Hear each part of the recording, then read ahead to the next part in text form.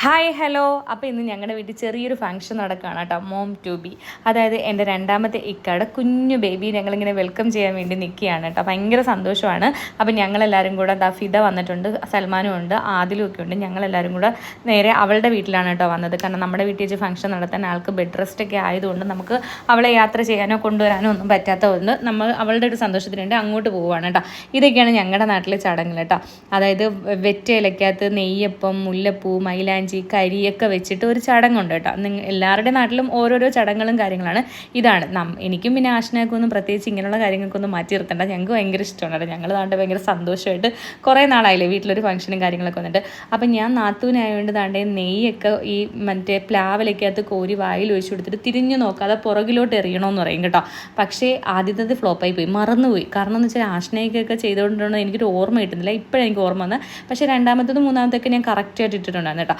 അപ്പോൾ അതൊക്കെ എന്ന് വെച്ചാൽ കുട്ടി ആണാണോ പെണ്ണാണോ എന്നൊക്കെ തിരിഞ്ഞു നോക്കുമ്പോൾ കമിഴ്ന്ന് വീണതും മലർന്ന് നടക്കുന്നതൊക്കെ കുറേ ഐതിഹ്യങ്ങളും കാര്യങ്ങളൊക്കെ പറയുന്നുണ്ട്. അതൊന്നും എനിക്കറിയില്ല കേട്ടോ. ഞാൻ ജസ്റ്റ് ഒന്ന് പറഞ്ഞു പോകുന്നേ ഉള്ളൂ. പിന്നെ നമ്മൾ ആ വെച്ചിരുന്ന സാധനം 7 പെൺകുട്ടികൾക്ക് കുറച്ച് പിള്ളേരുണ്ടായിരുന്നു, അവർക്കൊക്കെ കൊടുത്തു. പിന്നെ പലഹാരപ്പൊതി അവളുടെ മടിത്തട്ടിൽ വെച്ച് കൊടുത്തിട്ട് ഉമ്മച്ചി അവളെയും കൊണ്ട് പോകുന്ന കണക്കൊക്കെ ഒന്ന് പറഞ്ഞു എന്നേ ഉള്ളൂ. കാരണം എങ്ങും പോയിട്ടൊന്നുമില്ല.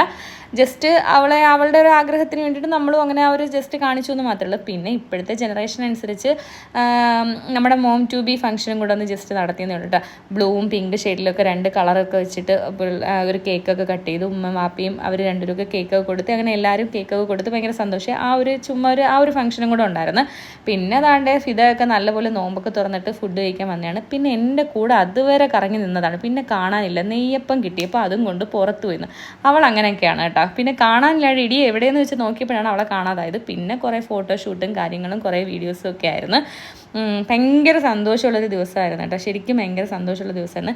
ഇതാണ് ആ ഓറഞ്ച് ടീഷർട്ട് ഇട്ടേക്കുന്നതാണ് എൻ്റെ വല്യക്ക, എൻ്റെ മൂത്ത ആങ്ങള. രണ്ടാമത്തത് ആ യെല്ലോ ടീഷർട്ട് ഇട്ടേക്കുന്നത്. ഇതാണ് എൻ്റെ ഫാമിലി. ഇതിലെൻ്റെ വാപ്പയും എൻ്റെ ഹസ്ബൻഡും ഇപ്പോൾ പുറത്ത് പോയിരിക്കുകയാണ്. അവർ രണ്ടുപേരും മാത്രമേ ഉള്ളൂ. അപ്പം